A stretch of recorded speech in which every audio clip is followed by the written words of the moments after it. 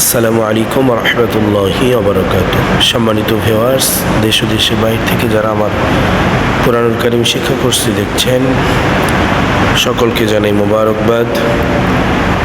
গত ক্লাসে আমরা শিখেছিলাম সূরাতুল ইনশিকাক এর বানান। ইনশাআল্লাহ আজ আমরা সূরাতুল ইনশিকাক রিডিং করব। চলুন কথা না বাড়িয়ে আমরা আমাদের মূল কার্যক্রম শুরু করি। সূরাতুল ইনশিকাক মাক্কিয়াহ। বিসমিল্লাহির রহমানির রহিম। ইদাস সামাউ ইনশাকাত ওয়া আযিনাত লিরাব্বিহা ওয়া হুক্কাত ওয়া ইযাল আরদু মুদ্দাত وألقت ما فيها وتخلت وأذنت لربها وحقت يا أيها الإنسان إنك كادح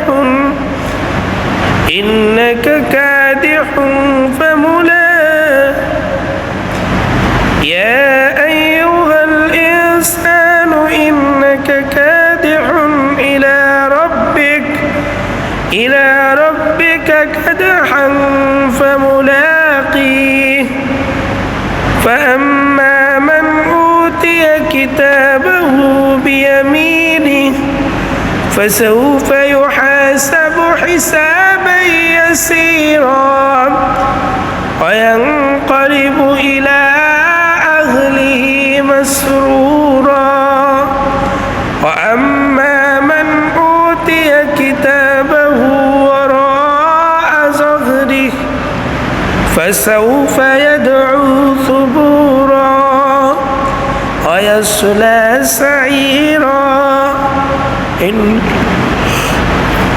إنه كان في أهله مسرورا إنه ظن أن لن يحور بلى إن ربه كان به بصيرا فلا أقسم بالشفق والليل وما وسق والقمر إذا اتسق لتركبن طبقا عن طبق فما لهم لا يؤمنون وإذا قرئ عليهم القرآن لا يسجدون بل الذين كفروا يكذبون الله أعلم بما يوعون فبشرهم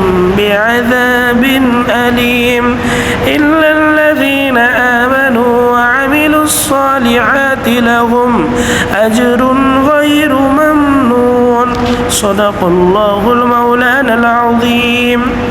সম্মানিত ভিউয়ার্স, আজ এই পর্যন্তই।